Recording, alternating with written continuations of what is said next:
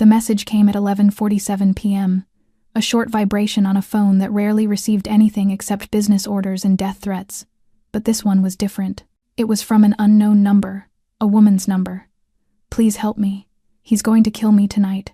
I don't know who else to text." This was the first number I found. The Mafia boss, Dominic Castellano, stared at the screen. He frowned at first, thinking it was a mistake, a scam, a wrong number. Then another text arrived, shorter, shakier. "I'm locked in the bathroom. He's breaking down the door. I can hear him screaming." Dominic's breath stilled. He had seen fear. He had caused fear. But he had never seen this. A woman begging a stranger because she had no one else left. He typed only 3 words. "I'm coming." No hesitation, no questions, no second thoughts. His men froze as he stood up in the middle of a $1 million negotiation, grabbed his coat, and walked toward the door. "Boss, we're in the middle of... This meeting is over." He didn't explain. He didn't need to, because something in that woman's words, that trembling desperation, hit a part of him he thought had died 15 years ago. As his car tore through the streets of Chicago, another message appeared. "He has a gun. He says if he can't have me, no one will." Dominic pressed harder on the accelerator. His knuckles turned white against the steering wheel. Street lights streaked past like golden bullets. He grabbed his phone with one hand, typing while steering with the other. "What's your name?" "Olivia. Olivia Harper." "Olivia, my name is Dom. I'm 10 minutes away. Can you barricade the door?" I pushed the cabinet against it. "But it won't hold long. Stay with me. Keep texting." Then came the message that made his heart stop. "If I don't make it, please tell my mom I love her. She's at Sunrise Care Home. Linda Harper. She has Alzheimer's, but sometimes she remembers me." Dominic felt something crack inside his chest. This woman, hiding in terror, was thinking about her mother. She was making peace with dying. "You're going to tell her yourself," he typed back. "Stay with me, Olivia." 2 minutes of silence. No response. He called the number. No answer. His pulse hammered against his temples. Then one final message appeared. He broke through. "I'm hiding in the closet now. I can hear him loading the gun. Thank you for answering. Even if you don't make it in time. Thank you for not ignoring me." Dominic recognized that tone immediately. It was the sound of someone giving up, of a woman preparing to die alone in a closet, while a stranger raced through the night to save her. "No," he said aloud to his empty car. "Not tonight. Not again." 15 years ago, he had received a similar call, from his sister Sophia. She had been trapped with a violent boyfriend. She had begged him to come. He had driven as fast as he could. But he arrived 20 minutes too late. By the time he reached the address tonight, Dominic already knew. Tonight, he wasn't arriving as a mafia boss. He was arriving as the only hope this woman had left, and he would burn down the entire city before he let history repeat itself. What he found inside that apartment changed everything. And the man he discovered hurting her, that man was about to learn why Dominic Castellano's name made grown men weep. If you are listening to this and feel that the story touches something quiet and unspoken inside you, take a moment to subscribe to our channel, to like and share this video so we can continue bringing heartfelt stories every single day. And if it is not too much to ask, tell me where you are watching from, and leave a comment below so we know which corner of the world this story has reached, because we treasure every word you share with us. Dominic did not knock. He did not need to. A single kick from his expensive Italian leather shoes and the rotting wooden door burst free from its hinges, slamming into the wall with a thunderous crash that echoed through the dark hallway. The smell of blood hit his nostrils before his eyes could adjust to the darkness. It was a scent Dominic had grown all too familiar with over the past 15 years. That sharp, metallic tang of iron and salt, of pain and despair. But tonight, that smell made his stomach clench in an entirely different way. Apartment 4B looked as though a storm had torn through it. Furniture lay overturned. Shattered glass scattered across the floor like fallen stars. A standing lamp lay tilted on its side, its bulb still flickering with a faint, sickly yellow glow. On the wall, a streak of blood trailed from the living room down the hallway leading to the bedroom, as if someone had been dragged across the floor. Dominic felt his jaw clench so tight his teeth might shatter. He moved like a shadow, each footstep light and precise, as though he had done this 1,000 times before. And the truth was, he had. The only difference was that in the past, he had been the hunter. But tonight, he was here to save the prey from the claws of another beast. A scream echoed from the bedroom.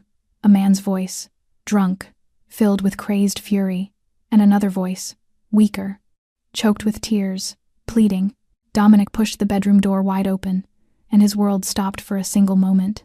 Marcus Webb stood in the middle of the room, one hand gripping a fistful of the woman's long brown hair, dragging her out of the wardrobe as if she were nothing more than a torn rag doll. His other hand held a pistol, the barrel pressed directly against her temple, and for the first time, Dominic laid eyes on Olivia Harper. She was smaller than he had imagined.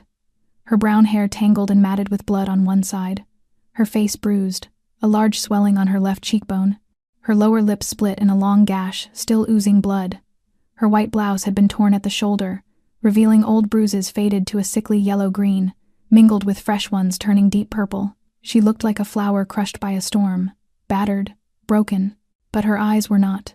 Those green eyes, though brimming with tears and fear, still burned with a flame that Dominic recognized instantly. It was the will to live.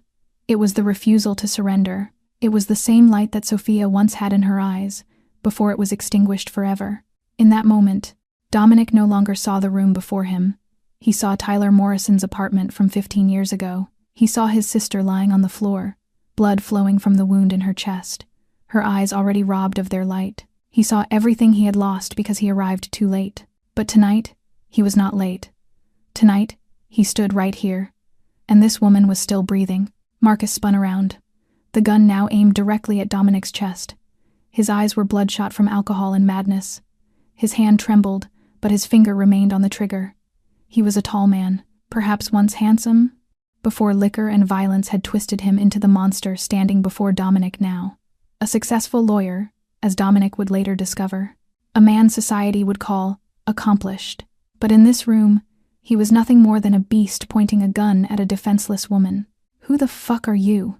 Marcus snarled, his voice slurred from drink yet still sober enough to know fear. Because there was something in the way Dominic stood at that doorway, calm and cold as death itself come knocking. Something that made Marcus realize this man was unlike anyone he had ever encountered. Not a cop, not a neighbor, not some hero trying to play brave. This was a predator, and for the first time tonight, Marcus Webb felt he was no longer the one in control. Dominic did not answer. He did not need to. His silence was more terrifying than any threat Marcus had ever heard in his life. He simply stood there at the threshold of the bedroom, arms hanging loosely at his sides, his gray eyes cold as frozen steel. No panic, no hesitation, only an absolute calm that made the air in the room thicken like the stillness before a storm. "I asked you a fucking question," Marcus screamed, spittle flying from the corners of his mouth, the gun barrel shaking in his grip. He pulled Olivia closer against him, using her as a shield, his finger tightening on the trigger. "One more step and I'll blow her brains out. I swear to God I'll do it." Dominic tilted his head slightly to one side, as though observing a particularly interesting insect. Then he stepped forward. One step. Slow, deliberate. "What the hell are you doing?" I said. "Stop." Marcus shrieked, his voice now carrying that panicked pitch Dominic had heard too many times in his life. It was the sound of a man realizing he had lost control of the situation. It was the sound of prey recognizing it faced a true predator. Dominic took another step. "You want to shoot her?" He finally spoke, his voice low and steady as a funeral bell. "Then shoot. But after that, you'll have to shoot me, and Marcus." He paused, letting the name hang in the air like a death sentence. "I don't think you have enough bullets for what comes next." Marcus blinked. The mention of his name stopped him cold. He had never told this man his name, so how did he know? Inside his head, the pieces began falling into place, and the picture they formed turned the blood in his veins to ice. This man had not wandered in by chance. This man knew who he was. This man had come here with a purpose. "Who sent you?" Marcus asked, his voice beginning to tremble. "Did the Volkovs send you?" "I can pay. Whatever they're paying you, I can double it." Dominic did not respond. He simply kept walking forward, one step at a time, as though the gun in Marcus's hand was nothing but a child's toy. The distance between them shrank. 10 steps, 8 steps, 5 steps. "I'm warning you!" Marcus screamed, and then he pulled the trigger. The gunshot exploded through the small room like thunder, deafening and violent. Olivia screamed and curled into herself, but Dominic did not flinch. The bullet grazed past his left shoulder, tearing through the fabric of his expensive suit jacket before embedding itself in the wall behind him. Marcus had missed. Because his hand shook too violently, because the alcohol had blurred his vision, because somewhere deep in his subconscious, he knew that hitting this man would not save him. It would only make his death more painful. And in that moment of stunned disbelief at his missed shot, Dominic moved. He moved so fast the naked eye could barely follow. 2 seconds. That was all he needed. His left hand seized Marcus's wrist and twisted it sharply at a 90-degree angle. The sound of cracking bone rang out alongside Marcus's agonized scream. The gun clattered to the floor with a dry, hollow thud. Dominic's right hand grabbed Marcus by the collar and hurled him into the wall as though he were nothing but a punching bag in a gym. Marcus's back slammed into the brick with a sickening thud, hard enough to rattle the framed pictures hanging there. Before Marcus could slide to the floor, Dominic's hand had already closed around his throat, lifting him off the ground, his feet kicking uselessly in the air. "You like hitting women, Marcus?" Dominic asked, his voice still terrifyingly calm, as though he were asking about the weather rather than choking the life out of a human being. "You like making them feel small? Helpless? Terrified?" Marcus tried to say something, but all that escaped were desperate, gurgling gasps. His face began turning a deep purplish red. Veins bulged across his forehead like worms trying to claw their way out. Dominic could kill him right now. Just a little more pressure, just a few more seconds, and Marcus Webb would become a corpse. No one would know. No one would care. The world would simply be rid of one more monster. And Dominic had done this so many times that it would be as easy as breathing. But then he heard a sound. Ragged, broken breathing.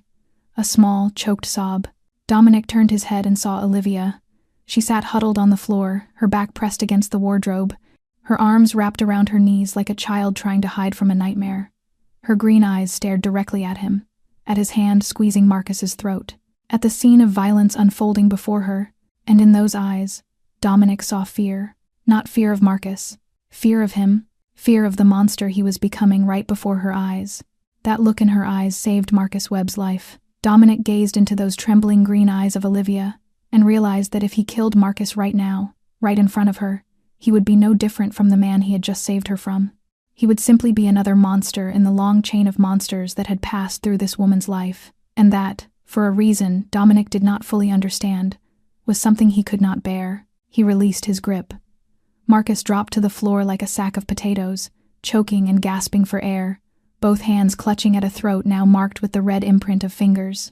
He tried to crawl away from Dominic, his back pressing against the wall, his eyes wide with terror as he stared at the man standing over him like a god of vengeance who had just decided to delay the sentence.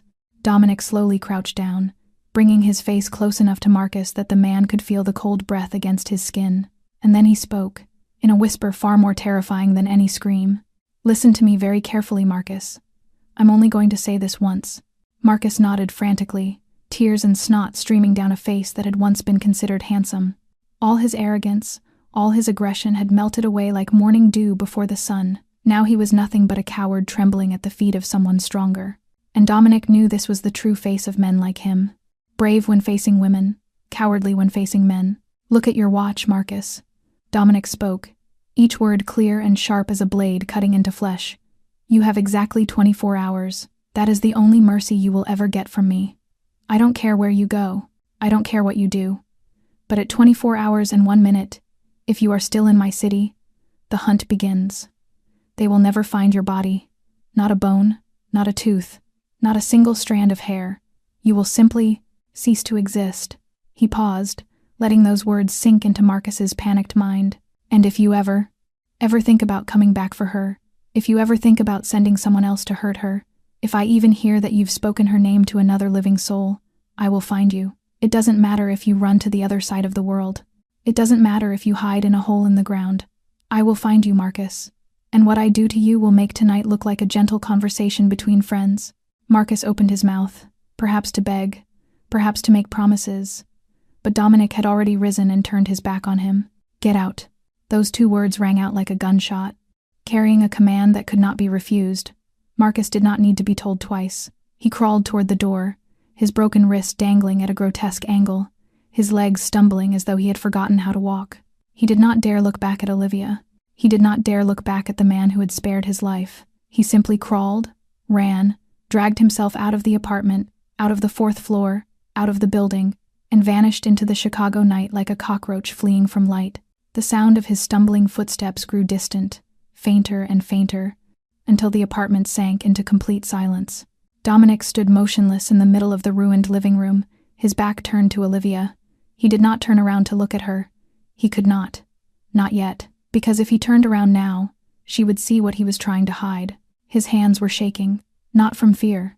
Dominic Castellano had forgotten what fear felt like 15 years ago. No, his hands were shaking because the rage that had not been released was roaring inside his chest like a caged beast. He wanted to kill Marcus.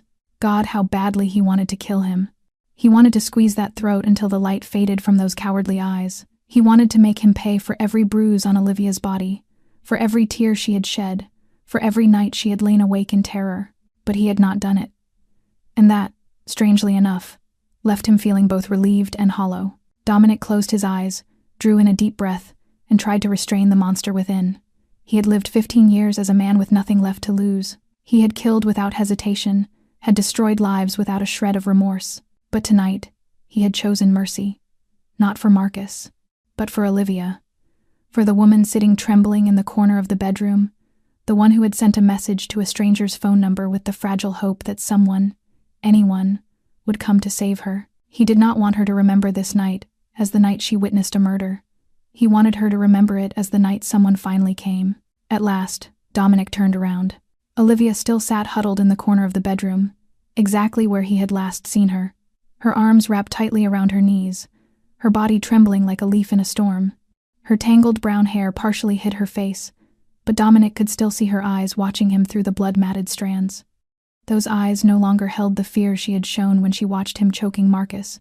Now, there was only confusion, exhaustion, and something that looked like disbelief. Dominic moved closer, each step slow and careful, as though approaching a wounded bird that might take flight at any moment. He stopped a few paces away from her, then slowly lowered himself to the floor, bringing himself to her eye level, rather than looming above her like another threat. For a long moment, neither spoke. There was only the sound of Olivia's ragged breathing and the night wind blowing through the shattered window. Then finally, her voice emerged, hoarse and trembling, yet still carrying a note of genuine astonishment. "You actually came." 3 simple words. But the way she spoke them made Dominic's chest tighten. She said it as though someone coming to save her was the most impossible thing in the world. She said it as though she had grown accustomed to being abandoned, ignored, left alone in the darkness with her monsters. "I said I would," Dominic replied, his voice far gentler than it had been minutes ago, when he had been whispering threats into Marcus's ear. Olivia looked at him a moment longer, as though trying to determine whether he was real or merely a hallucination born of trauma. Then, so suddenly that neither of them could have anticipated it, tears began streaming down her cheeks. Not sobbing, not screaming, just silent tears, falling like rain down a face covered in bruises. And somehow, that silence was more heartbreaking than any cry could have been. Dominic pulled his phone from his jacket pocket. He dialed quickly, lifting it to his ear. It rang 3 times before someone answered. "Dom, it's past midnight. What's wrong?" The voice of Dr. Rachel Chen came through, slightly groggy but instantly alert at the sound of his name. 15 years as Dominic Castellano's personal physician had taught her that midnight calls were never trivial matters. "I need you. 1847 Maple Street, apartment 4B. A woman, late 20s, head trauma, possible broken ribs, multiple bruises, old and new. I'm on my way." 20 minutes. Make it 15. Dominic hung up without another word. He knew Rachel would come. She always did. That was why he paid her 10 times what any other doctor in the city earned. He stood and looked around the ruined apartment, the bathroom. He needed to find the bathroom.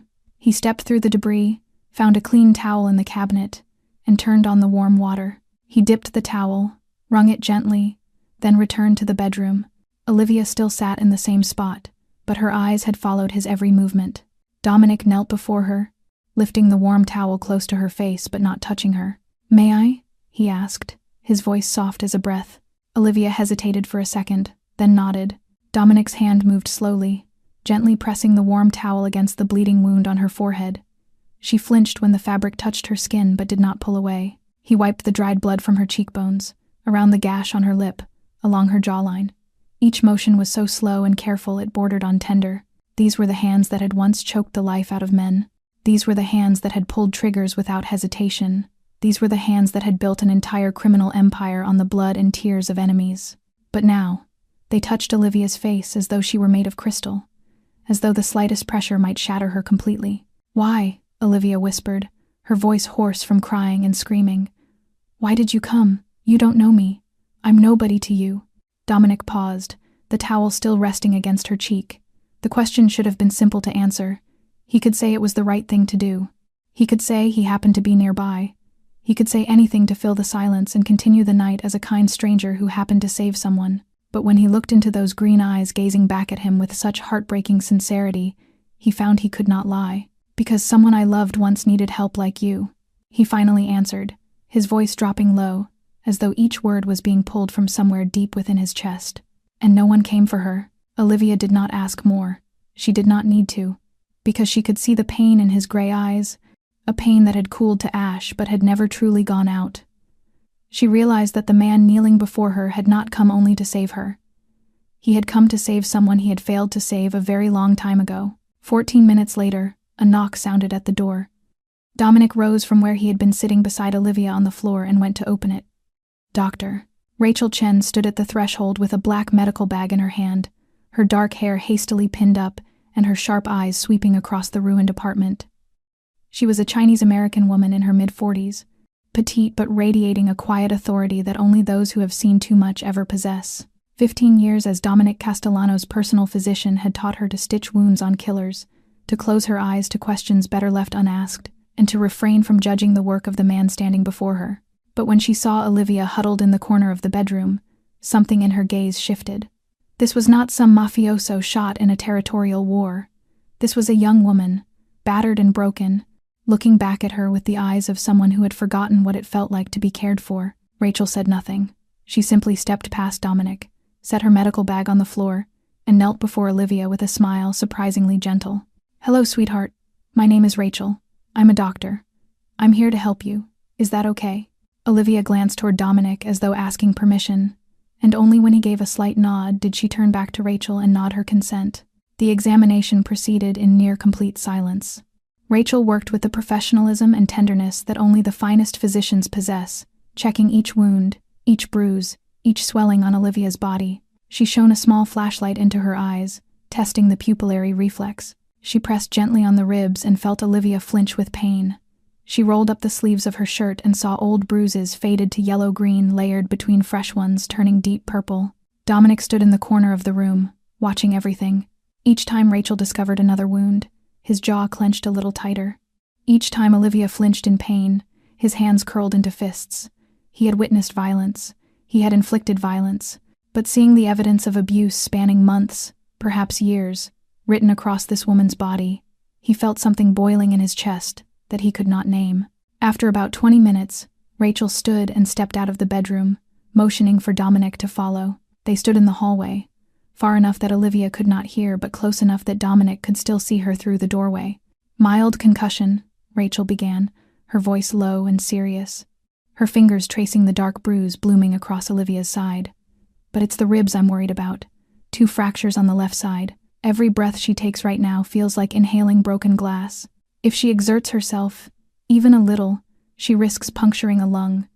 She creates any strain, Dom, and she'll be back in the hospital. She paused, her dark eyes looking directly into Dominic's. How long has he been hurting her, Dom? Dominic did not answer right away. He looked toward Olivia, at the way she sat, curled into herself as though trying to make herself small enough to become invisible, at the old and new wounds layered across her pale skin. And he remembered Sophia. He remembered the times his sister had visited wearing long sleeves in the middle of summer. He remembered the forced smiles and the clumsy lies. He remembered all the signs he had seen but had not acted on quickly enough. Too long, he finally answered, his voice rough. Far too long, Rachel sighed. She needs rest, at least a week of bed rest for the ribs to start healing. And Dom. She placed her hand on his arm, a rare gesture of intimacy between them. She shouldn't be alone, not tonight, not for a while. Whoever did this to her, if he comes back, he won't. Dominic cut in, his voice cold as ice. I made sure of that. Rachel did not ask further. She knew better than to ask. She needs someone to watch over her. Does she have family? Friends? Dominic turned to look at Olivia. He remembered the message she had sent in her desperation. Her mother was in a nursing home. She had Alzheimer's. And Olivia had texted a complete stranger's phone number because she had no one else to call. He stepped back into the bedroom and knelt before Olivia once more. "Olivia," he called her name softly. "Do you have anyone we can call? Family? Friends? Anyone who can take care of you?" Olivia looked up at him, and in those green eyes, Dominic saw a loneliness so deep it made even his frozen heart ache. "My mom is at Sunrise Care Home. She has Alzheimer's. Most days she doesn't even remember my name." She paused, swallowing hard. "And my friends. Marcus, he didn't like me having friends. He said they were bad influences. One by one, they all stopped calling. I haven't talked to anyone in over a year." She lowered her head, hiding her face behind her tangled hair. "I don't have anyone. That's why I texted a random number tonight, because I literally had no one else." Dominic was silent for a long moment. He thought of his empty penthouse at the top of the city. He thought of 15 years living alone amid wealth and power, yet lonely to the bone. He thought of Sophia, of promises unkept, of all the nights he had wondered whether his life held any meaning beyond accumulating money and power. And then he made a decision. Not after careful deliberation, not after weighing the consequences. The decision came to him as naturally as breathing, as though it were the only right thing he could do. "You're coming with me." The black Mercedes glided smoothly through the Chicago streets at night, streetlights flickering like falling stars across the windshield. Olivia sat in the passenger seat, her head resting against the window, her eyes closed from exhaustion. The painkillers Dr. Rachel Chen had injected were beginning to take effect, pulling her into a dreamless sleep after the real nightmare she had just endured. Dominic drove in silence, his gray eyes fixed on the road ahead, but his mind was somewhere far away. 15 years ago, East Los Angeles. A world entirely different from the penthouses and million-dollar meetings of the present. A world he had tried to bury but could never truly forget. Back then, he was not Dominic Castellano. He was Daniel Rivera, a 21-year-old young man with hands calloused from labor and a heart that still knew how to love. He lived in a cramped apartment in East Los Angeles with his mother and sister, where ambulance sirens were, the constant soundtrack, and the smell of food from Mexican restaurants mingled with exhaust fumes and street dust. The apartment had only 2 bedrooms, walls so thin you could hear the neighbors arguing, and a heating system that worked only when it felt like it. But it was home. It was where his mother lived, Elena Rivera, a small woman with hands roughened from too much work, yet who still found a way to cook dinner for her children every day. She worked 3 jobs at once. In the morning, she worked at a garment factory on the outskirts of the city. In the afternoon, she cleaned offices for a law firm downtown. In the evening, she washed dishes at a Mexican restaurant 4 bus stops from home. She slept an average of 4 hours each night, and Daniel had never once heard her complain. "I do everything for you, children," she would often say whenever Daniel tried to convince her to rest. "When you succeed, then I will rest." And then there was Sophia, his little sister, the light of the whole family. Sophia Rivera, 19 years old, with long, silky black hair and a smile that could melt even the coldest California winter days. She was astonishingly intelligent, had been at the top of her class since elementary school, and had just received a full scholarship to UCLA. She was the first in the Rivera family ever to set foot in a university. She was the hope, the future, the living proof that all of their mother's sleepless nights and exhausting workdays had not been in vain. Daniel remembered the day Sophia received her acceptance letter from UCLA. She had run into the apartment, envelope in hand, her eyes blazing like 1,000 stars. "Danny, Mom, I got into UCLA," their mother had cried. It was the first time Daniel had ever seen her cry from happiness rather than exhaustion. She held Sophia tight, tears streaming down her wrinkled cheeks, whispering words of gratitude in Spanish that Daniel could not quite hear clearly. And he had stood in the corner of the room, smiling like a fool, feeling his chest swell with pride. His sister would escape this place. His sister would become somebody. His sister would have a life their family had never dared to dream of. Sophia's first year of college was a wonderful one. She earned high marks in all her classes, made new friends, and came home every weekend with exciting stories about campus life. Then she met Tyler Morrison. Daniel still remembered the first time Sophia mentioned that name. They were having dinner in the small kitchen, their mother just home from her night shift, and Sophia could not stop talking about the third-year law student she had met in the library. "Tyler Morrison, Danny. He's so handsome. His family lives in Beverly Hills. His father is a partner at one of the biggest law firms in Los Angeles, and he wants to date me," she laughed, her eyes sparkling like crystal. "I can't believe it. Someone like him actually likes someone like me." Daniel had been happy for her, genuinely happy. He thought this was a wonderful opportunity for his sister. Tyler Morrison came from a world of wealth and privilege, a world the Rivera family could only glimpse from afar through television screens. If Sophia married him, she would never have to worry about money again. She would have everything that life had denied their mother. But then things began to change. Slowly. So subtly that Daniel barely noticed until it was too late. Sophia started wearing long sleeves even on the hottest California summer days. She smiled less. She came home less often. And when she did, her eyes no longer sparkled the way they once had. Instead, every time her phone rang, Daniel watched his sister flinch, as though she had heard a gunshot. She would look at the screen with an expression he could not name, then excuse herself and disappear into the bathroom to answer. When she returned, the smile on her lips looked like a mask hastily put on, hiding something Daniel did not want to think about. "Sophia? Is everything okay?" he had asked many times. "I'm fine, Danny," she always answered the same way. "It's just academic pressure. Tyler is helping me so much. He loves me so much." And Daniel had believed her, because he wanted to believe, because the truth was too painful to face, because admitting something was wrong meant having to act, and he did not know how to act against a man whose family's money and power could crush the Riveras like an ant. The fateful night came on a Thursday in November, when the first cold winds of winter began to blow through Los Angeles. Daniel was working the night shift at a food packaging plant on the outskirts of the city, where he had worked for the past 3 years to help his mother cover living expenses. The work was hard and monotonous, standing for 8 hours straight beside the production line, but he never complained. Every dollar he earned was a small brick building Sophia's future, and that was enough to keep him going. The clock showed 2:17 in the morning when the phone in his pocket vibrated. Daniel almost did not hear it over the thundering machinery around him, but something made him reach into his pocket and look at the screen. Sophia's name appeared. His sister had never called at this hour. Never. Daniel's heart clenched as he pressed the answer button. "Sophia? Are you okay?" Silence. Then a whispered voice, trembling, choked with tears, came through the line. "Danny, save me, please." Daniel felt the blood in his veins turn to ice. "Sophia, where are you? What happened?" "Tyler. He's drunk. He's gone crazy, Danny. He has a gun." The sound of sobbing, choking on tears, the thunderous pounding on a door echoing in the background. The voice of a man screaming threats that Daniel could not make out clearly but were enough to make him want to vomit. "I'm at Tyler's apartment, 12th floor. Danny, I'm so scared. Please come, please." "I'm coming, Sophia. I'm coming right now. Do you hear me? Hide. Lock the bathroom door. Don't open it for anyone. I'll be there in 20 minutes. Hurry, Danny. Please hurry. I love you." The line went dead. Daniel did not remember how he ran out of the factory. He did not remember what he screamed at the supervisor when the man tried to stop him. He only remembered his legs running across the parking lot, jumping into the old Honda Civic he had bought with 3 years of savings, and flooring the gas as though his own life was being threatened. Because it was. Sophia's life was his life. If she died, he would die with her. Tyler's apartment was in Beverly Hills, about 35 minutes by car if traffic was clear. But that night, fate decided to play a cruel game with Daniel Rivera. An accident on Interstate 10.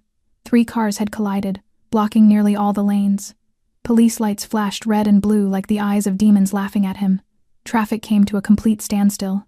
Daniel honked his horn. He screamed through the window. He punched the steering wheel until his hands bled. But the cars in front of him did not move. They stood still as stones, indifferent to the desperation of a brother trying to save his sister. 45 minutes. 45 minutes of hell that Daniel was trapped on the highway, while somewhere in the city, Sophia was facing the monster alone. He tried calling her back. No one answered. He called the police, but they said they needed time to verify the address. He called the building, but security said they could not interfere in residents' private matters. 45 minutes.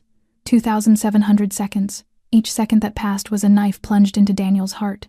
When he finally reached the luxury high-rise in Beverly Hills, he knew immediately it was too late. Police cars were parked everywhere.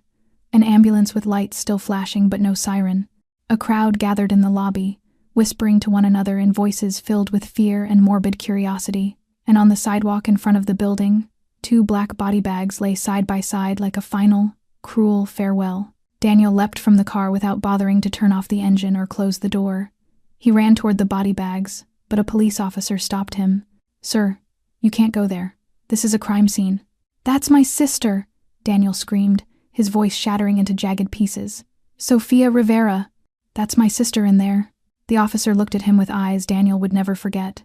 It was a look of pity, of helplessness, of someone who had seen too many tragedies to feel anything anymore except exhaustion. "I'm sorry, sir," the officer said, his voice flat as a machine. "She didn't make it. The boyfriend shot her twice before turning the gun on himself. By the time we got here, they were both gone." Daniel did not remember how he collapsed to the ground.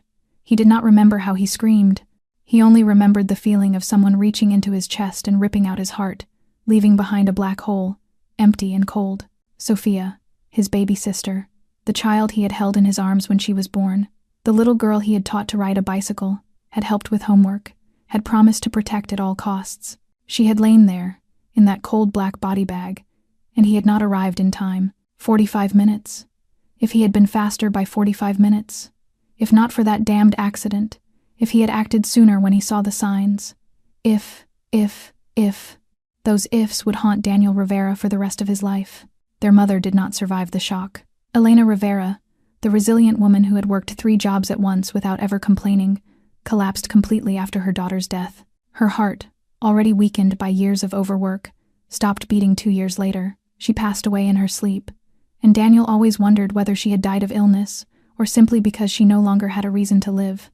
After his mother's funeral, Daniel Rivera stood before the graves of Sophia and Elena in the small cemetery in East Los Angeles. He stood there for hours, in the cold February rain, and let the last part of his old self die. Daniel Rivera, the 21-year-old young man with a loving heart and hands calloused from honest labor, had died on that fateful night alongside Sophia. From the ashes of pain and hatred, a different man had risen. Dominic Castellano, cold, ruthless, with nothing left to lose. The Mercedes pulled into the private parking garage of the tallest building in Chicago.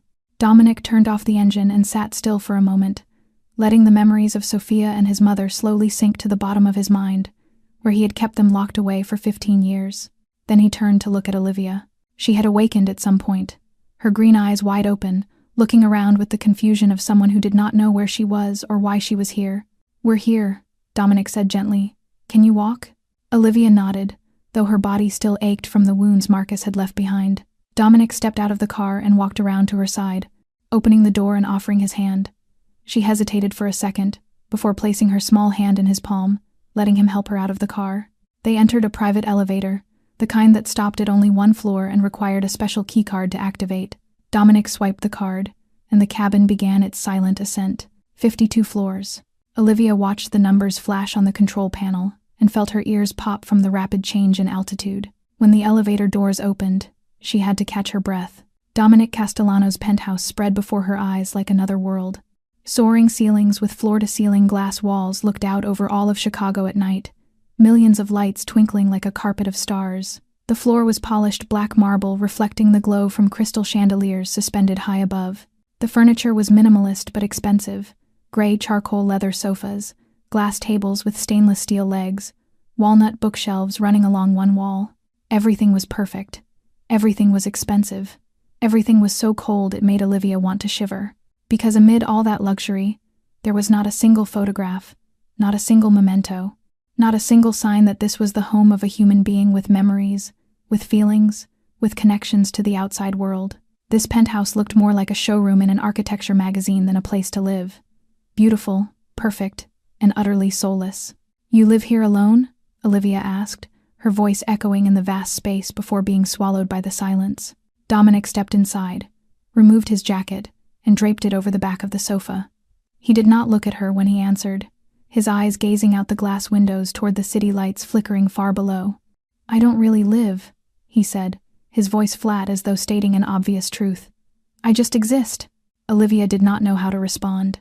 She stood in the middle of the living room, arms wrapped around herself from cold and confusion, not knowing what she should do or say in this unfamiliar space. She was an elementary school teacher with a modest salary, living in a small apartment in the suburbs. She had never set foot in a place like this, had never imagined she would be standing in the penthouse of a man she had met less than 2 hours ago, a man who had saved her life but about whom she knew nothing except the name Dom and the fact that he could make someone like Marcus Webb tremble like a child. As if reading her confusion, Dominic turned and said, "Come, I'll show you your room." He led her through a long hallway with expensive abstract paintings hung on the walls, to a door at the end. He opened it and turned on the light.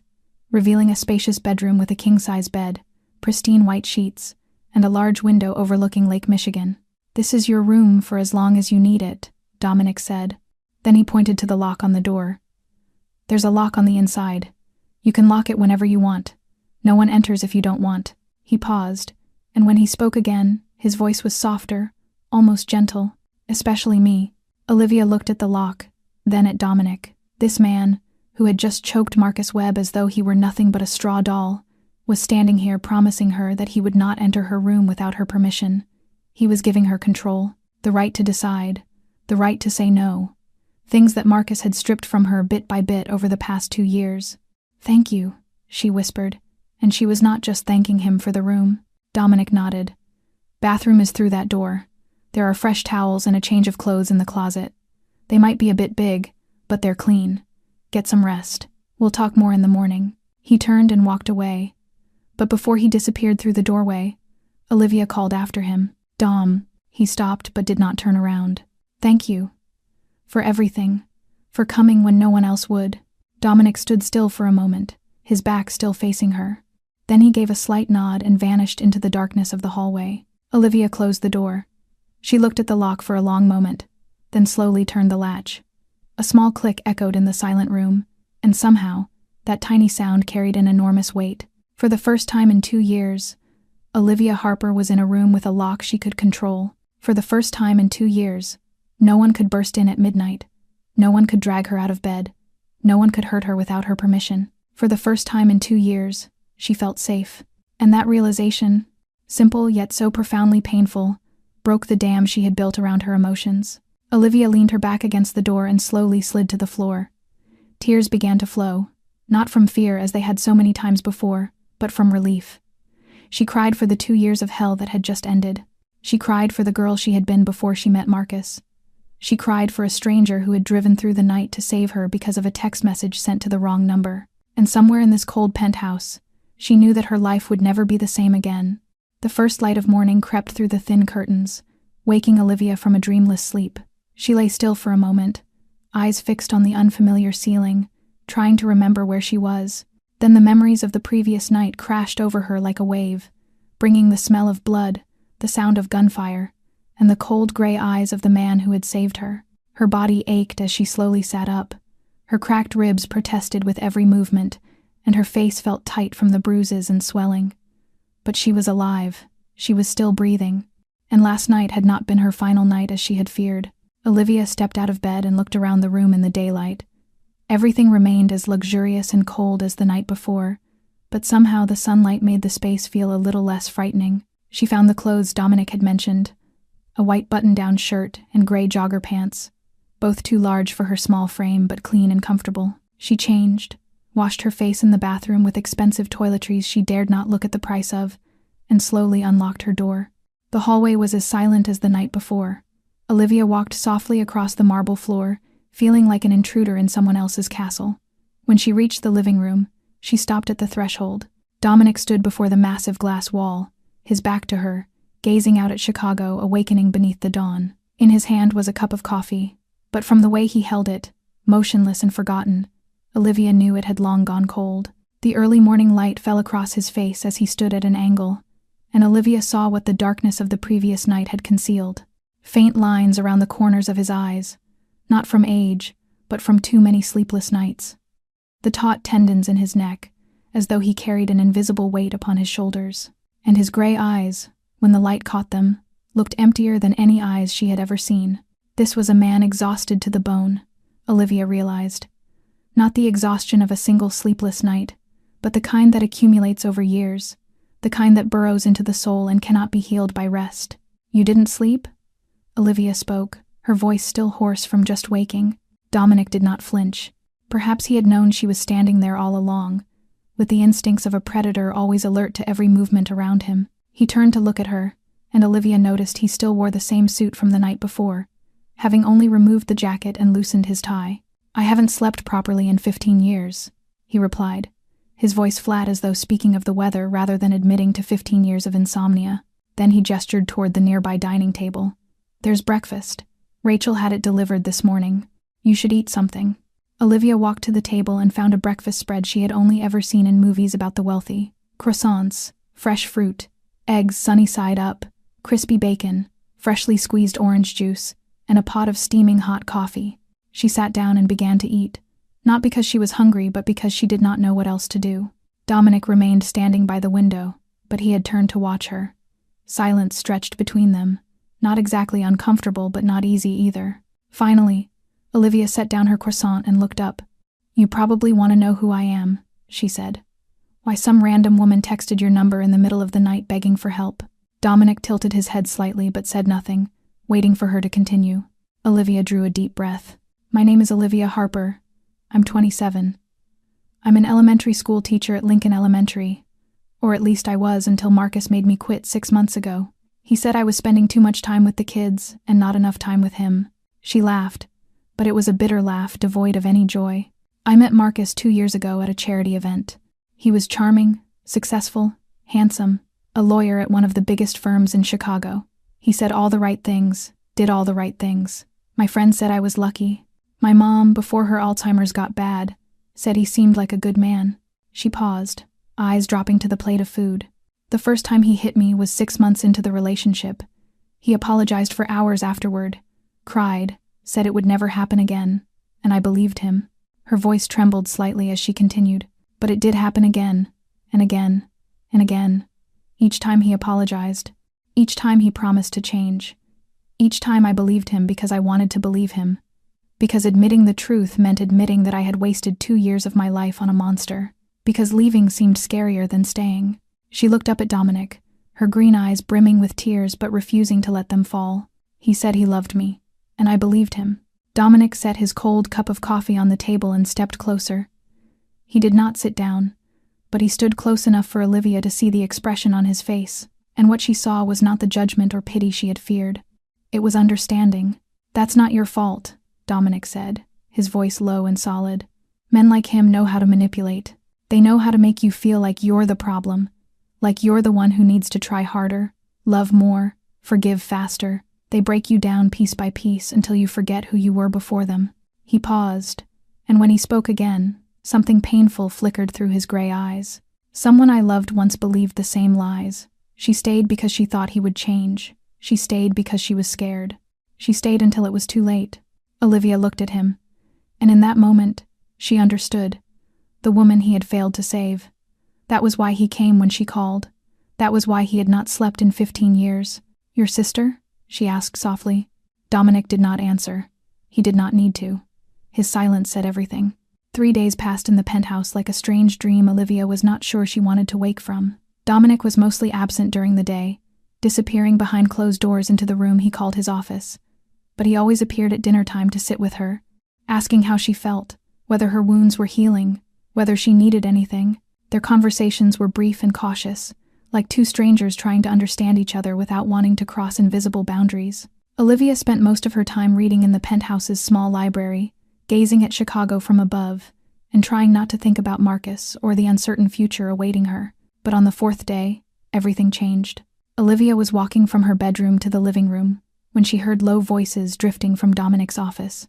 The door was slightly ajar, and instinctive curiosity made her stop rather than continue walking. Through the gap, she saw Dominic seated behind a massive oak desk, and before him stood 3 men.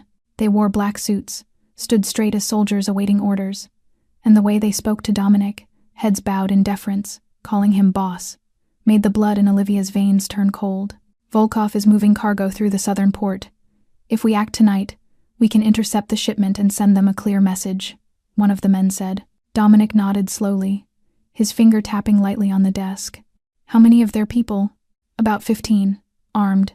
Prepare 20 of ours. I want this done before midnight. No witnesses, no traces." Olivia stepped back, her heart pounding wildly in her chest.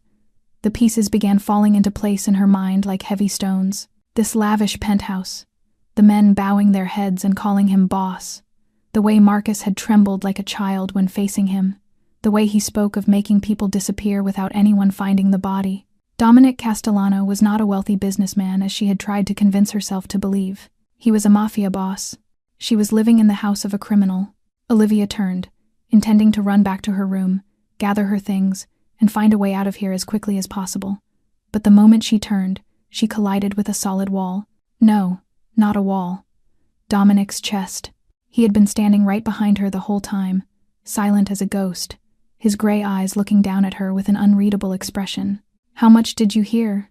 he asked, his voice even and calm. Olivia stepped back, her spine pressing against the hallway wall. Her heart was beating so fast she could hear it in her ears, and her legs trembled as though they might give way. You're... She could not finish the sentence. Dominic looked at her for a long moment, then sighed. Not a sigh of anger or threat, but the sigh of someone exhausted from wearing a mask for too long. "Yes," he said simply. "I am exactly what you think I am." Olivia swallowed hard. Mafia. The word escaped her lips like an accusation, but Dominic did not wince or try to deny it. He simply nodded. "I run the Castellano family. We control most of the organized crime in Chicago. Drugs, weapons, money laundering, protection rackets." He listed his crimes as though reading a shopping list. "I've killed people, Olivia. Not with my own hands every time, but I've ordered deaths. I've destroyed lives. I've done things that would make you sick to your stomach." Olivia stood there, back against the wall, looking at the man who had saved her life as though seeing him for the first time. Fear. She should feel fear. She should run out of here immediately, call the police, do anything to escape this man. But when she looked into Dominic's gray eyes, she did not see the monster he had just described. She saw exhaustion. She saw pain. She saw a man who had lost everything and had nothing left to lose. "Why are you telling me this?" she asked, her voice trembling slightly. "Why not just lie? Why not pretend to be someone else?" "Because you deserve the truth," Dominic replied, "and because I'm tired of pretending." Silence stretched between them. Olivia could hear her own heartbeat gradually slowing, the initial panic subsiding as reason began to return. This man was a criminal. This man had killed people.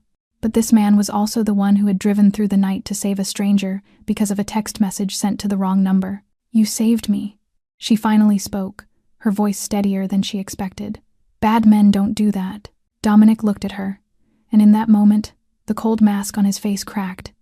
Just slightly, but enough for Olivia to glimpse what lay beneath.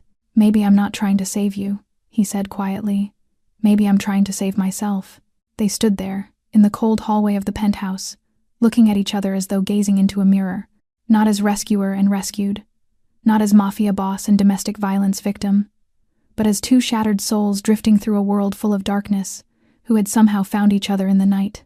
That night, the nightmare arrived like an uninvited guest. Olivia was sinking into restless sleep when the darkness began to twist, transforming into shapes all too hauntingly familiar. Her old apartment materialized before her eyes, with walls that had witnessed far too many tears and far too much blood. Marcus stood there, his face contorted with rage, a gun in his hand aimed at her. "You think you can run from me?" he snarled, stepping closer, closer still. "You belong to me, Olivia.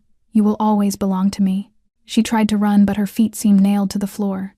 She tried to scream, but her throat felt strangled shut. Marcus advanced, his hand reaching out to seize her hair, yanking her head back. She could feel his breath reeking of alcohol against her face, could see the madness blazing in those bloodshot eyes. "No one will save you. No one cares about you. You're nothing without me." And then the gunshot.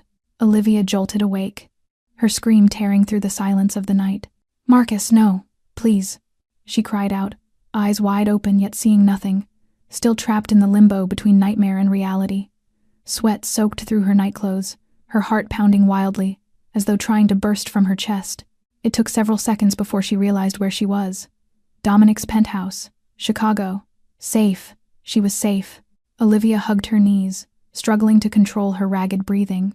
Tears streamed down her cheeks beyond her control, and her body trembled as though she could still feel Marcus's hand gripping her hair. Outside the bedroom door, Dominic stood motionless in the darkness of the hallway. He had heard the scream from his room at the other end of the penthouse and had arrived in seconds. But now he stood before the closed door with his hand raised halfway, uncertain whether he should knock. He could hear the choked sobs within, the gasping breaths of someone fighting to escape a panic attack. Every instinct in him screamed to burst through, to protect her, to do something. But he had made a promise. He had said no one would enter her room without her permission, including himself. And Dominic Castellano, despite being a man who had committed countless crimes, was someone who kept his word. He stood there, his forehead pressed against the cold wooden door, listening to the crying within and feeling more helpless than he had ever felt before. He could kill a man with his bare hands. He could dismantle an entire criminal empire in a single night. But he could do nothing to chase away the nightmares tormenting the woman on the other side of this door. Then the door suddenly opened. Olivia stood there, her brown hair disheveled, her green eyes red and swollen from crying, her face pale as a sheet of white paper. She saw Dominic standing right outside her room and showed no surprise, as though she had known he would be here, as though she had sensed his presence even within the nightmare. "Can you stay?" she whispered, her voice hoarse and trembling. "I don't want to be alone." Dominic said nothing. He simply nodded and stepped into the room when she moved back to make space. He did not approach the bed. Instead, he pulled the armchair from the corner of the room and placed it beside the window, several steps from the bed, close enough for her to know he was there, but far enough that she would not feel threatened. Olivia climbed into bed, pulled the blanket up to her chin, and lay facing Dominic. She said nothing. He said nothing. They simply existed there, in the room bathed in the dim moonlight filtering through the curtains, two lonely souls sharing the same silent space. Dominic gazed out the window, where Chicago still flickered with lights that never slept. Occasionally, he glanced toward the bed and saw Olivia still awake, watching him as though he were the only lifeboat in the storm raging through her mind. Hour after hour, they remained like that. No words, no touch. Only each other's presence, and somehow, that was enough. The sky outside the window began shifting from black to gray, then to pale pink as dawn crept between the high rises of Chicago. Olivia had not fallen back asleep, and Dominic had not closed his eyes for a moment, but she was no longer trembling, and her eyes had dried. Before the first rays of sunlight touched the glass, Olivia spoke, her voice small and fragile in the stillness of early morning. "This is the first time in 2 years I feel like someone actually wants to protect me." Dominic did not turn to look at her. He did not answer with words, but in the fading darkness, his hand slowly clenched into a fist on the armrest. It was not a gesture of anger. It was a silent promise, an unspoken vow, that he would protect her, that he would not let anyone hurt her again, that this time he would not arrive too late as he once had for Sophia. This time, he would be here, no matter the cost. 1 week after that nightmare, Olivia stood before the living room window and looked out at Chicago bathed in golden afternoon sunlight. The bruises on her face had begun to fade, shifting from deep purple to yellow-green, and her cracked ribs hurt far less thanks to the medication Dr. Rachel Chen had prescribed. But there was another pain gnawing at her from within, a longing that no medicine could heal. "I want to visit my mom," she said when she heard Dominic's footsteps behind her. "It's been almost 2 weeks. She might be worried. If she remembers me at all." Dominic stopped beside her, his gray eyes looking in the same direction. He said nothing for a moment, as though weighing something. Then he nodded. "I'll take you there." Olivia turned to look at him with surprise. "You don't have to. I can take a cab." "I know I don't have to," Dominic replied, his voice calm as always. "But I want to." Half an hour later, the black Mercedes pulled up in front of Sunrise Care Home, a 3-story building with cream-colored walls and a neatly trimmed garden in front. Olivia sat in the car for a moment, looking through the window at the building where her mother had lived for the past 2 years. Ever since Alzheimer's had made it impossible for her to care for herself, Dominic did not rush her. He simply sat there, waiting, until Olivia drew a deep breath and opened the car door. They entered the building together, Olivia leading the way through the clean hallway that smelled faintly of disinfectant, past landscape paintings hung on the walls. The nurses nodded in greeting as she passed, their curious eyes glancing toward the tall man in the expensive suit, walking beside her. Linda Harper's room was at the end of the hallway on the 2nd floor, a small room flooded with light from a window overlooking the garden. When Olivia pushed open the door and stepped inside, she saw her mother sitting in an armchair by the window, her silver hair neatly combed, her green eyes identical to Olivia's gazing outside with a dreamy expression. "Mom?" Olivia called softly, her heart clenching with fear. There were days when her mother recognized no one, remembered nothing, simply sat staring into empty space with vacant eyes. But today, when Linda Harper turned and saw her daughter, her eyes lit up with clear recognition. "Olivia? Baby, is that you?" Olivia nearly ran to her mother's side, kneeling beside the chair and taking her wrinkled hand. "Yes, Mom. It's me. I'm here." Linda smiled, her trembling hand stroking her daughter's hair. But then that smile faded when she saw the bruises on Olivia's face. Faded but still visible in the daylight. "Who hurt you, baby?" she asked, her voice trembling with worry and anger. Who did this to my little girl? Olivia felt her throat tighten. She did not want to lie to her mother, but she did not want her to worry either. It's nothing, Mom. I'm okay now. I'm safe. Linda looked at her daughter with eyes sharper than one might expect from an Alzheimer's patient. Then her gaze shifted to the man standing silently at the doorway, and she tilted her head. And who is this? She asked, a hint of mischief passing through her voice. Your new boyfriend? Olivia felt her cheeks flush with heat. Mom, he's not. We're not. She stammered without finding words, and when she glanced at Dominic, she saw him standing still as a statue, his face expressionless, but something in those gray eyes she could not read. Linda beckoned Dominic closer, and he stepped forward, stopping beside the bed with a respect Olivia had never seen him show anyone else. Linda looked up at him, her green eyes studying his face with surprising intensity. You look dangerous, she said bluntly without preamble, like someone who has seen and done terrible things. Dominic did not deny it. He simply stood there, enduring her scrutiny without flinching.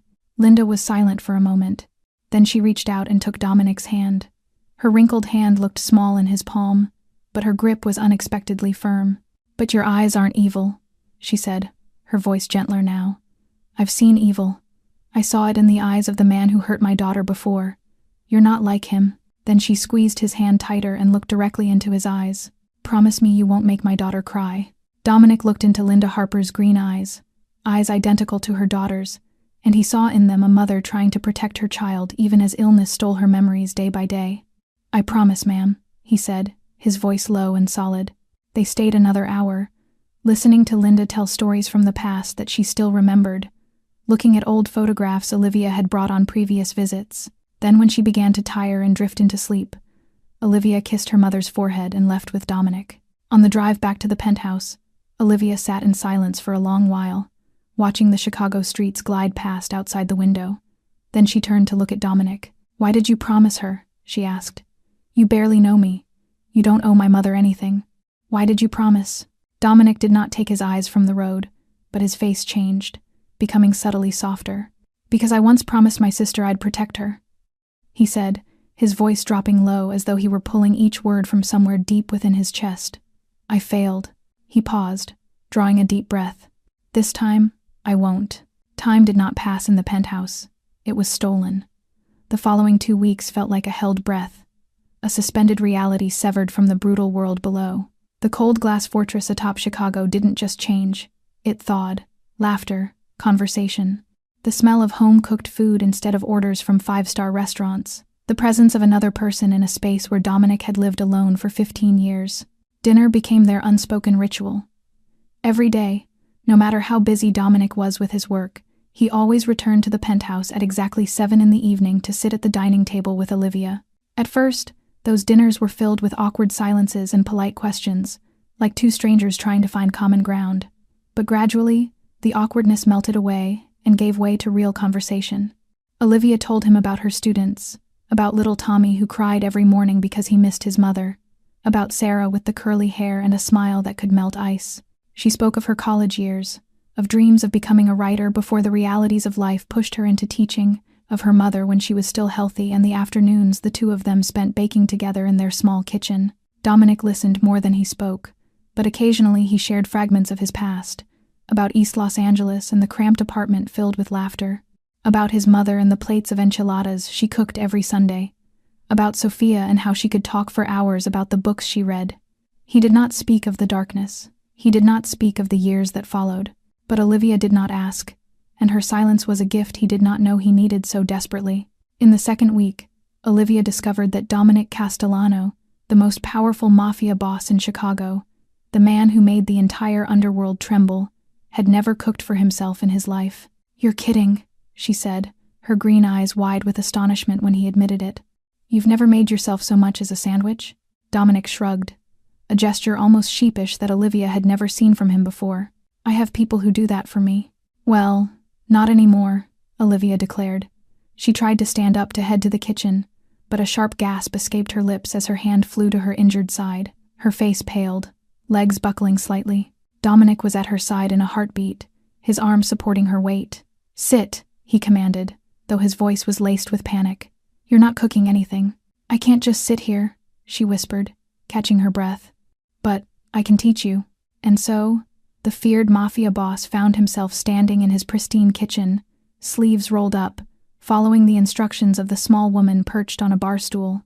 She told him how to make pasta from scratch, correcting him when he held the knife wrong, laughing softly when he looked terrified of the boiling water. But he persisted in learning, with the same focus he usually reserved for million-dollar deals, only because Olivia's eyes lit up every time he got a step right. In return, Dominic taught Olivia to play chess. They sat across from each other in his study, a walnut chessboard placed between them, and Dominic explained each move with a patience he never showed in his work. Olivia lost constantly in the early games, but she learned quickly, and before long she could make him pause and think before each move. Those moments were so ordinary they bordered on mundane. Cooking, playing chess, watching movies together on the living room sofa. But for both of them, those moments held deeper meaning than anything they had ever experienced. Dominic had lived 15 years in darkness, surrounded by violence and death and cold loneliness, and Olivia had lived 2 years in fear, controlled and abused and isolated from the world. Both had forgotten what the feeling of normal life was like. That night, they were sitting on the sofa watching an old film that Olivia loved. She sat with her feet tucked up on the cushion, wrapped in a thin blanket, her eyes fixed on the screen. Dominic sat beside her, closer than on previous nights, their shoulders nearly touching. Then, at some moment, when both reached for the bowl of popcorn between them, their fingers touched. Just a light touch, fleeting, accidental, but both froze. Olivia felt the warmth from his hand spreading through her skin like an electric current. Dominic felt the softness of her fingers as though he were touching something sacred, and neither pulled away. They sat there, fingers still touching over the popcorn bowl, eyes on the screen but not truly seeing anything. Dominic's heart was beating to a rhythm he had forgotten long ago, a feeling of warmth and fear and hope intertwined that he thought had died with Sophia 15 years before. And Olivia realized she was no longer looking at Dominic as the man who had saved her life. She was looking at him as a man. Marcus Webb did not leave Chicago as he had been ordered. Instead, he hid in a cheap motel room on the outskirts of the city, where no one bothered to ask for a name or identification. His broken wrist had been set in a cast at a private clinic he paid cash to avoid leaving any trace. And every night he lay on the filthy bed, staring up at the yellowed ceiling and brooding over the humiliation he had endured. 2 weeks ago, he had been a successful lawyer with a luxurious apartment and a beautiful woman under his control. Now he was a fugitive, living in fear and fury, with a cast on his wrist as a constant reminder of the night he had been reduced to a worm beneath the heel of a stranger. And his woman, his property, was now in that man's hands. Marcus could not accept it. He began following Olivia from a distance, carefully maintaining space, and changing rental cars every day to avoid detection. He saw her coming and going from the tallest building in Chicago, a building he knew belonged to one of the most powerful men in the city. He watched the black Mercedes take her to the nursing home to visit her mother, and the man accompanying her was the same one who had nearly killed him that night. Dominic Castellano. That name made Marcus both tremble with fear and boil with rage. He had heard rumors about this man among lawyers, whispered stories about the coldest mafia boss in Chicago, the one who ran an entire criminal empire from the penthouse high above. He had not recognized him that night, when he had been too drunk and too angry to think clearly. But now he knew.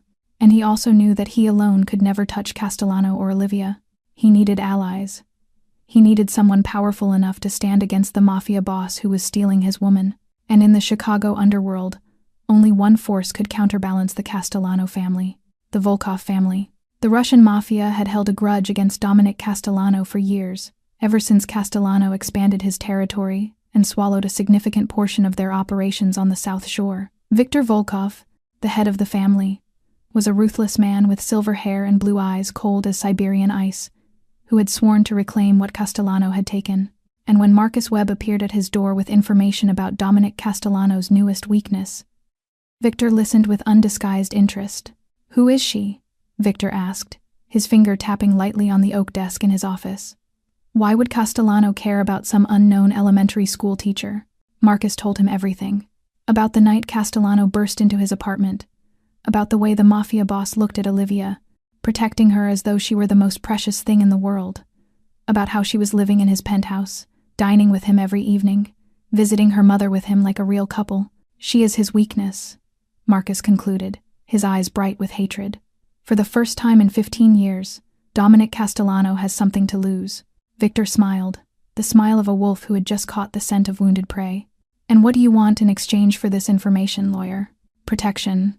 And Olivia. When you take down Castellano, I want her returned to me. Victor nodded slowly. Agreed. We have a deal. That night, Olivia was sitting reading in the living room when her phone buzzed. She looked at the screen, and the blood in her veins turned to ice when she saw Marcus's number appear. She had thought he had left the city. She had thought the nightmare was over. But the message appeared on the screen like a bucket of cold water thrown over the peaceful moment she had been enjoying. You think you're safe with your new boyfriend? I know who he is, Olivia. I know where you live. And I have friends now. Powerful friends who want to see Castellano burn. I'll destroy everything he loves, everything he has, and when there's nothing left, I'll come for you. You belong to me. You will always belong to me. Olivia dropped her book, her hands trembling so badly she could barely hold the phone. She heard Dominic's footsteps behind her and turned around, her face white as paper. What's wrong? Dominic asked, striding quickly to her side when he saw the fear in her eyes. Olivia could not form words. She simply handed him the phone, letting him read the message displayed on the screen. Dominic read. His face did not change, but something in his gray eyes shifted, darkening like the sky before a storm, like the deep sea before a tsunami strikes. This was not the anger Olivia had seen in Marcus, the kind of anger that exploded and lost control. This was something colder, more dangerous, a rage perfectly contained beneath the icy surface, waiting for the right moment to be unleashed. He set the phone on the table and looked at Olivia, one hand placed on her shoulder to reassure her. He chose the wrong person to threaten, Dominic said, his voice low and solid as a final verdict, and he's about to learn why. It took only 24 hours for Dominic to find Marcus Webb. When he ruled an entire criminal empire with hundreds of eyes and ears scattered across Chicago, no one could stay hidden for long in his city. The Riverside Motel was a pretty name for a cheap rundown dump on the far southern edge of town, a place the police rarely bothered to visit, and where fugitives could rent a room with cash and no questions asked. Marcus was in room 17 on the second floor at the end of the corridor. Dominic came alone. He did not need his men for this. This was personal, and he wanted to look the man who dared to threaten Olivia straight in the eyes when he finished it. The door to room 17 was unlocked, as if fate itself were inviting him inside. Dominic pushed it open and stepped into a room heavy with the stench of cigarettes and cheap alcohol. The fluorescent light on the ceiling flickered weakly like something dying. Marcus sat on the bed with a laptop open in front of him. When he looked up and saw who stood in the doorway, every trace of blood drained from his face in a single instant. He jumped to his feet, eyes darting wildly for an escape, but Dominic had already closed the door behind him and moved calmly into the center of the room, with the slow certainty of a predator who knows its prey has nowhere left to run. Dominic Castellano, Marcus stammered, his trembling hand lifting as if it could somehow stop a bullet. Listen, I can explain. The text message. It was just, I was angry. I did not mean it. Shut up. Dominic cut him off. His voice was so cold the air itself seemed to freeze. He walked to the still-open laptop on the bed and looked down at the screen. What he saw made his jaw clench so tightly it felt as though his teeth might shatter. Emails. Dozens of exchanged messages between Marcus Webb and an address Dominic recognized instantly. Volkov. Floor plans of his building, Olivia's movement schedule, details of the penthouse security system, the names and home addresses of his closest people. Marcus Webb had not been making empty threats. He had been selling information to Dominic's enemy. He had been opening the gates for the Russian wolves to pour into his territory. He had been placing Olivia directly in the crosshairs of men who would not hesitate to use her as a hostage or worse. You sold me to the Volkovs, Dominic said. His voice rumbled low like distant thunder before a storm. This is not just about Olivia anymore. This is war. Marcus backed up until his spine struck the wall, and there was nowhere left to retreat. They came to me first. I did not have a choice. You were going to kill me anyway. Dominic drew his gun from its holster and aimed it straight at Marcus's forehead. The sharp click of the safety being released echoed through the silent room like a death bell. Marcus collapsed to his knees, both hands pressed together as if in prayer. Please, please do not kill me. I will do anything. I will disappear. You will never see me again. Dominic looked down at the man kneeling before him and felt a deep and bitter disgust rise in his chest. Not because Marcus was weak and begging for his life, but because this was the man who had beaten Olivia, the man who had kept her living in fear for 2 years, the man who had made her believe she was unworthy of love. And now he was here, crying, begging, not from remorse for what he had done, but from fear of dying. Dominic's finger tightened on the trigger. It would be so easy. One bullet and Marcus Webb would vanish from this world forever. He would never again be able to threaten Olivia or anyone else.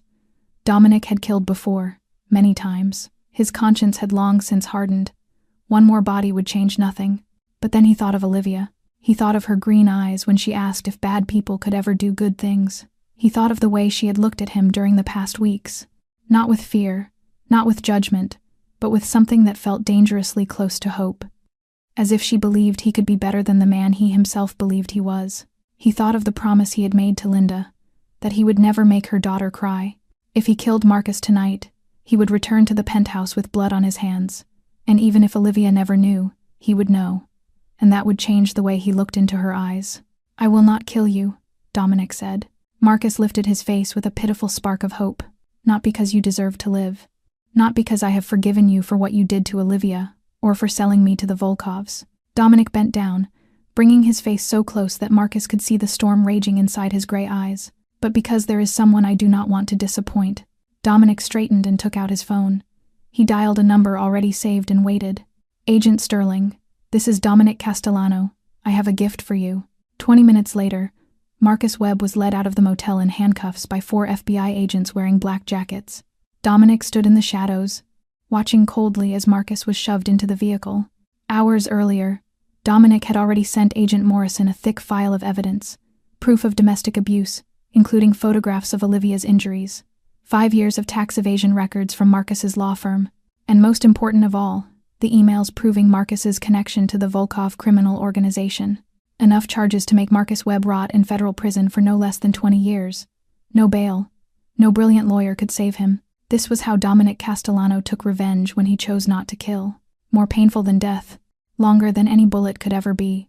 When the FBI vehicle disappeared into the night, Dominic turned and walked toward the waiting Mercedes. Another war lay ahead, one with Viktor Volkov and the Russian Mafia empire. But tonight, he had done the right thing. And for the first time in 15 years, it truly meant something to him. Viktor Volkov was not a man who accepted defeat in silence.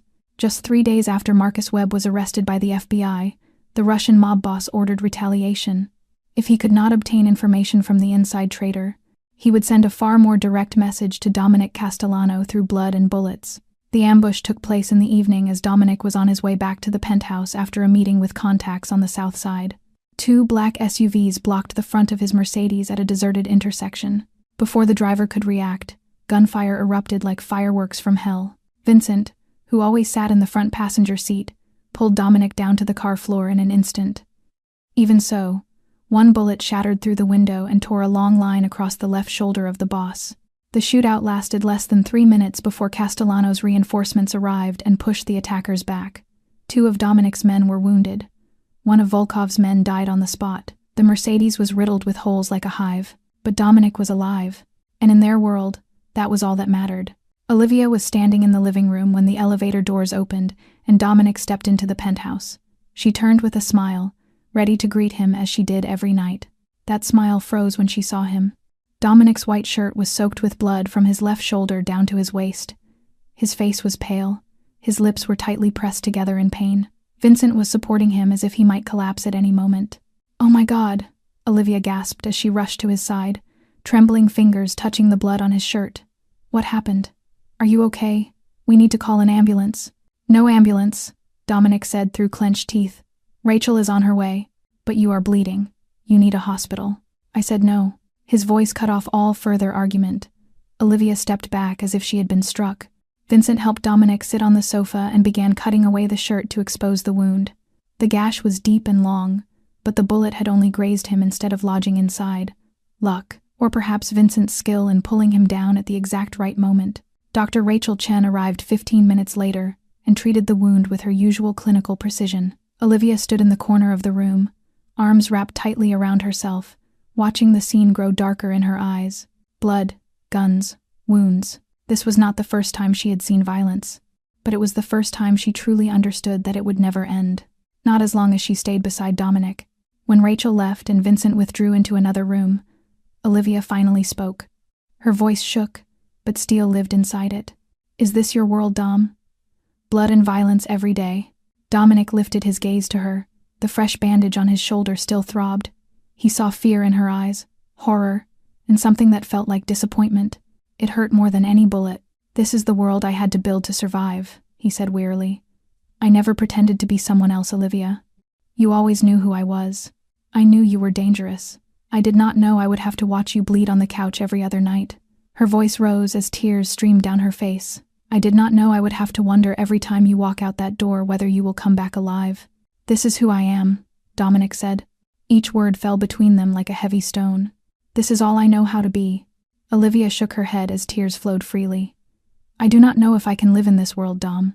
I escaped one nightmare only to walk straight into another. The violence, the fear, always looking over my shoulder. Always wondering when the next attack will come. She stopped, her voice breaking. I thought I had found something real with you. But how can anything real survive in a world made of blood? Silence stretched between them, thick and suffocating. Dominic looked at her, and something fractured in his gray eyes, but his face remained as cold as stone. Then leave, he said. His voice was empty of emotion, even as his heart shattered inside. The door is always open, Olivia. I told you that from the beginning. You are not a prisoner here. Olivia stared at him, waiting for more. Waiting for him to ask her to stay, to promise he would change, to say he needed her. But Dominic said nothing. He only sat there, looking at her with hollow eyes, as if he had accepted this long before it ever happened. 20 minutes later, Olivia walked out of the penthouse with a small bag containing a few clothes she had brought with her when she first arrived. She did not look back. She could not. Dominic stood by the window, watching the taxi that carried her away vanish into the black night of Chicago. Vincent stood behind him in silence for a long moment before speaking. Boss, do you want me to have someone follow her for protection? Let her go, Vincent, Dominic replied hoarsely. She deserves a normal life, something I can never give her. He remained there for a long time, staring at the city lights flickering below, and for the first time in 15 years, the penthouse truly felt empty. 7 days, 168 hours of silence. That was how long it took for the normal life Olivia craved to turn into a cage. She rented a small apartment on the west side, inside an ordinary building. But the silence here didn't bring peace. It brought ghosts. The apartment had only one bedroom, a tiny kitchen, and a window that looked out onto an unremarkable alley. It was nothing like the luxurious penthouse at the top of the city. And that was exactly what she needed. Or at least, that was what she kept telling herself. She tried to live normally. She woke up every morning, brewed coffee, read the news, and called the nursing home to check on her mother. She began searching for a new job, sending applications to elementary schools in the area, hoping she could return to the small students she loved. She went grocery shopping, cooked meals for one, and watched old movies alone on a cheap sofa. On the surface, her life was returning to normal, but every night, when darkness fell and the apartment sank into silence, Olivia found herself sitting on the bed with her phone in her hands, staring at the dark screen. She did not know what she was waiting for. A call, a message, anything that would show Dominic was still thinking of her, still cared, still wanted her to come back, but the screen remained black. No call, no message. Nothing at all except a silence that echoed more painfully than any farewell. She had been the one who left. She had been the one who chose to walk away. Then why did she feel as if she were the one abandoned? Why did this ordinary apartment feel emptier than the nights she had been imprisoned by Marcus? Why, every time she closed her eyes, was it not nightmares of Marcus that appeared, but the gray eyes of Dominic, when he said, "Then leave." On the other side of the city, at the top of the tallest building in Chicago, Dominic Castellano stood before the glass wall, just as he did every night since Olivia left. The penthouse had returned to its familiar silence. No laughter, no scent of food from the kitchen, no one sitting across from him at the chessboard. Everything was the same as before she arrived. And somehow, the emptiness now felt deeper than it ever had. He had been accustomed to solitude for 15 years. He had believed he needed no one, but only a few short weeks with Olivia had destroyed every wall he had built. Now he stood amid the ruins, with no idea what to do next. Vincent entered the room and set a glass of whiskey on the table beside Dominic. The middle-aged man studied his boss for a long moment before speaking. "You should call her, boss." Dominic did not turn around. "She is safer away from me." "Is she? Or are you just telling yourself that so you do not have to face what you really feel?" Dominic turned to Vincent with the icy stare that had made countless enemies tremble. But Vincent had followed him for 15 years, and he did not move. "You have never been like this before," Vincent continued calmly. "I have seen you after battles. I have seen you after betrayals. I have seen you after funerals. But I have never seen you like this, Broken. I am not broken. You stand at that window every night looking at a city you no longer see because you are searching for her. Silence. Dominic offered no denial because there was nothing to deny. Vincent sighed and left, leaving his boss alone with the darkness and the thoughts no one could ease. The war with Volkov escalated over the following days. Dominic threw himself into it with a savagery that even his own men feared. He led raids into Russian Mafia territory, destroyed warehouses, seized ground, and delivered messages through blood and fire. He no longer remained in the shadows, issuing commands as before. He was on the front lines, as if searching for death or redemption. He no longer knew which. But each time violence erupted, each time blood spilled, he saw Olivia's eyes, green eyes filled with fear and disappointment on the night she left. Is this your world? Blood and violence? The question haunted him like a ghost. It echoed in his mind each time he pulled a trigger, each time he gave an order to attack, each time he saw his own reflection in the terrified eyes of his enemies. And he hated himself. He hated himself for letting her go. He hated himself for not running after her. He hated himself for building a world where she could not survive. He hated himself for spending 15 years turning into a monster. And now that someone had finally seen the man inside, he had pushed her away out of fear that the monster would devour her too. That night, after a blood-soaked raid on one of Volkov's casinos, Dominic sat alone in his office, staring down at his blood-stained hands. And for the first time since the night Sophia died, he felt tears burn behind his eyes. Not for what he had done, but for what he had lost. Viktor Volkov was a patient man, and his patience was finally rewarded. As Dominic Castellano launched relentless assaults on his empire, destroying warehouses and casinos, Viktor did not rush to retaliate in kind. Instead, he waited, he observed. He searched for his enemy's true weakness. Marcus Webb had been arrested before he could deliver everything, but he had revealed one crucial piece of information. Dominic Castellano had a woman, and finding her was only a matter of time. Olivia was walking back to her apartment after visiting her mother at Sunrise Care Home when it happened. Twilight had already fallen, and the street was quieter than usual for a late November afternoon. She was thinking about her mother, about how the woman had not recognized her today, about the dull ache that returned each time she looked into the hollow eyes of the woman who had once been her entire world. She was thinking about Dominic, as she always did, wondering what he was doing, whether he was safe, whether he thought of her as she thought of him. She did not notice the black van slowing behind her until it was too late. 2 men leapt from the rear doors, moving with the speed and precision of professionals. One hand clamped onto her arm, the other covered her mouth before she could scream. But Olivia was no longer the weak woman she had been 2 years ago. 2 months of living beside Dominic, witnessing strength and endurance, had changed her in ways she did not understand until this very moment. She did not freeze in fear. She fought. Olivia bit down on the hand covering her mouth. She bit deep until she tasted blood on her tongue. The attacker shouted and released his grip. In that instant, she screamed, "Help! Somebody help me!" She kicked the shin of the man holding her arm. She clawed at his face with her nails. She thrashed like a wild animal fighting for its life. One of the attackers was forced back, blood streaking from the scratches on his cheek. Olivia turned and ran, heart hammering wildly, feet stumbling on the sidewalk.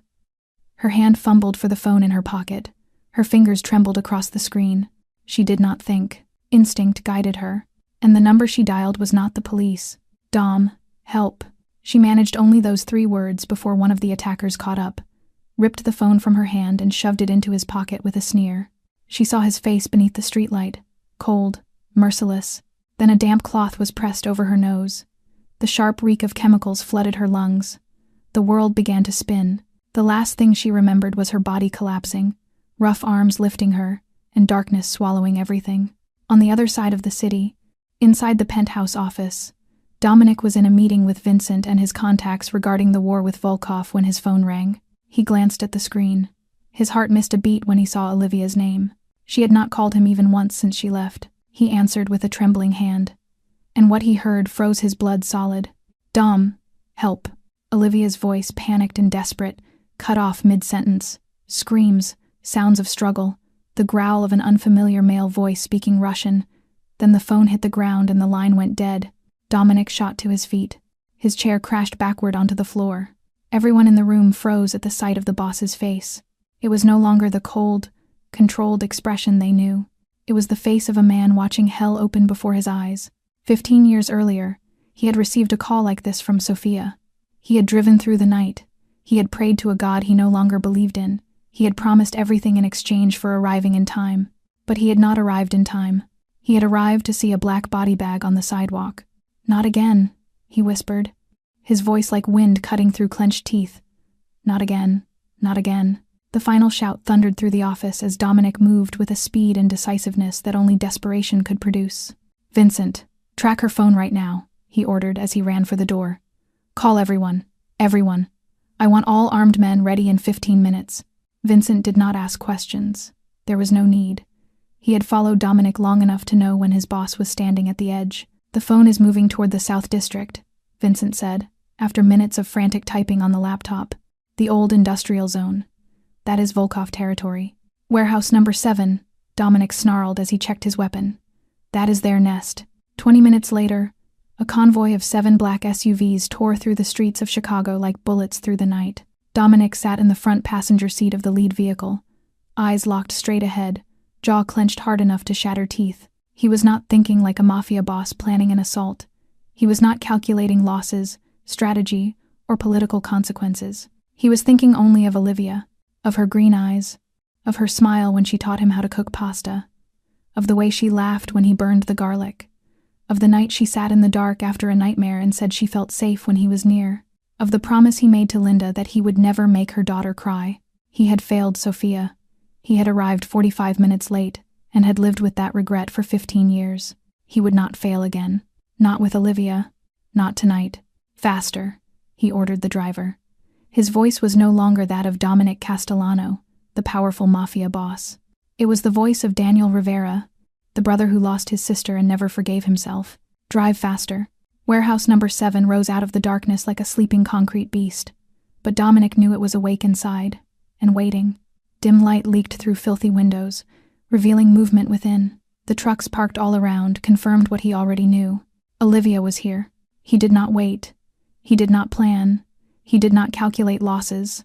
Dominic leapt from the vehicle before it had fully stopped and charged straight for the front entrance with his gun raised. His men surged in from every direction like a black tide. Gunfire tore through the night, shouting, shattering glass, bullets slamming into concrete. Dominic moved through the battlefield like a spirit of vengeance, cutting down every obstruction without slowing. A bullet grazed his left thigh. He did not stop. Another grazed his arm, blood soaked through his sleeve. He did not stop. No pain could halt him tonight. Nothing mattered except finding her. He kicked open the door to a rear room, and he saw her. Olivia sat bound to a metal chair, her hands tied behind her back, a cloth gag stuffed into her mouth. Her face was bruised. Her lips were split and bleeding, but her green eyes were wide open and blazing when she saw him standing in the doorway.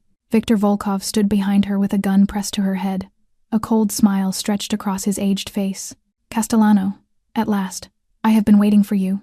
"Put the gun down, Victor," Dominic roared, his weapon aimed straight at the Russian boss's forehead. "Or I will kill you where you stand." Victor laughed. "You shoot me, I shoot her. We both die. Is that what you want?" Silence stretched for a moment that felt like eternity. Then, fast as lightning, Vincent emerged from the rear entrance and fired into Victor's shoulder. The Russian boss collapsed. His gun fell from his hand. Before Victor hit the ground, Dominic was already at Olivia's side. He sliced through the ropes with the knife from his jacket. He stripped away the gag, and he pulled her into his arms as if she might vanish at any second. Olivia trembled against him. Tears streamed down her face. But she was alive. She was breathing. She was still here. "You came," she whispered. Her voice was raw and shaking. Dominic held her tighter, his face buried in her hair.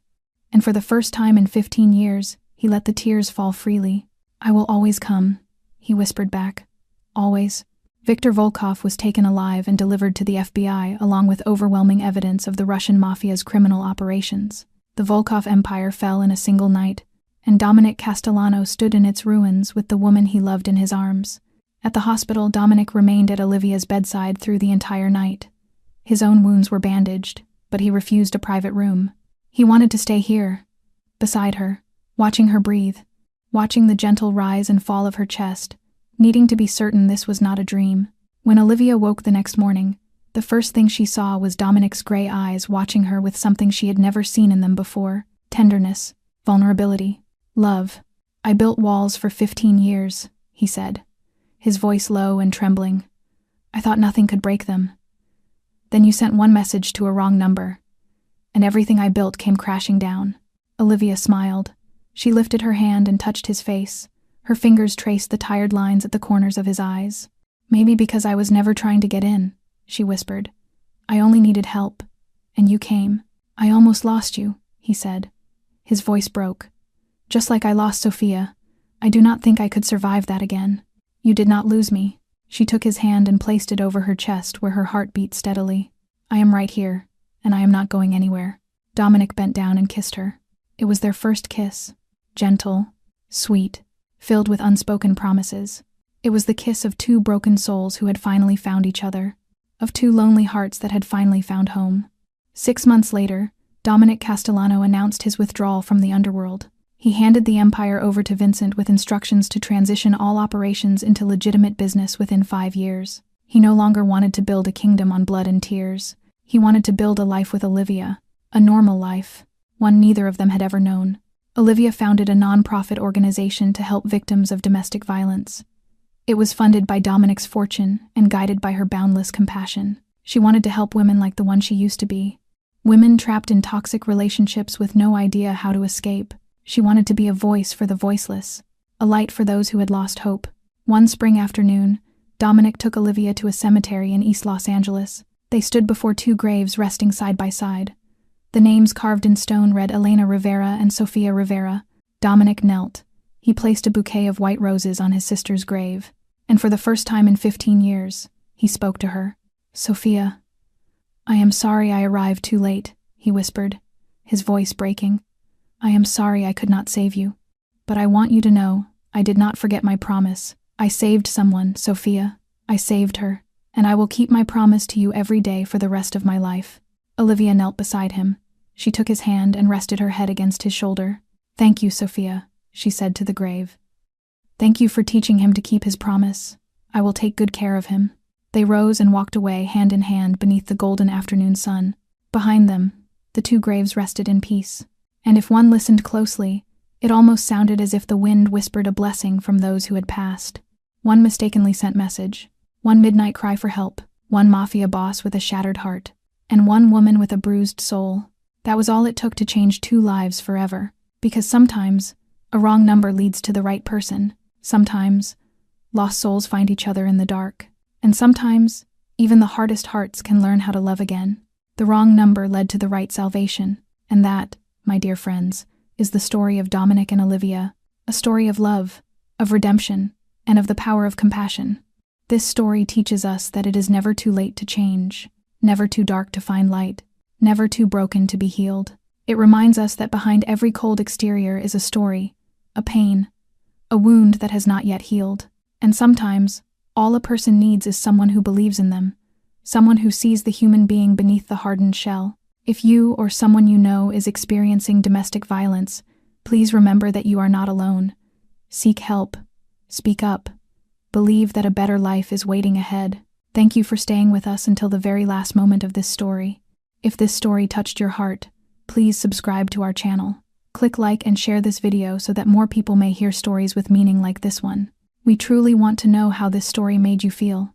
Did it remind you of someone in your life? Did it make you think about the importance of helping others? Please share your thoughts in the comments below. We sincerely look forward to hearing what is deepest in your heart. We wish all of you watching this video good health, a joyful and peaceful life each day. Remember that every day is a new chance to do good, to love, and to become the best version of yourself. Thank you so very much. Goodbye, and we will see you again in the next video.